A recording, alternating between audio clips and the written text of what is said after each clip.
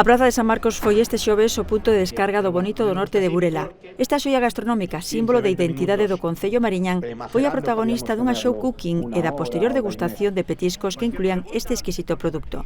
O presidente da Deputación e a alcaldesa participaron neste acto de promoción promovido pola institución provincial e que serviu de antesala dunha das grandes citas gastronómicas de Galicia, a Feira do Bonito de Burela, declarada Festa de Interese Turístico Nacional que se celebrará na vila o 2 e 3 de agosto. Non soamente é un produto, sino que é tradición, é a historia de Burela, o presente e o futuro, e agradecemento á Deputación de Lugo por promocionar, non, o Bonito de Burela aquí en Lugo, e convidarvos a que vos acheguedes non somente a fin de semana da feira, sino durante toda a costeira e todo o verán a Burela e a Mariña para degustalo. Tamén hai que ter un recordo para a xente do mar, que é que realmente co seu esforzo, co seu traballo, pois nos ofrece este produto por métodos sostibles, non é un método que destruye a pesca, sino ao contrario, é respetuoso co mundo mariño, non?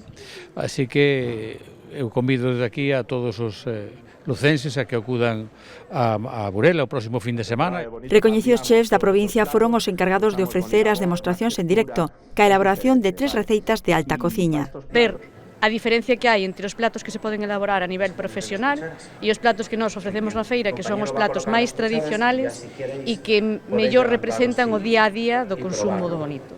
Ademais da Asociación Ledicia, organizadora da Feira do Bonito, tamén asistiron membros de Espomar, dos Armadores e da Confraría de Pescadores Burelesa. Está moi ben, e el bonito, que pasa con el bonito?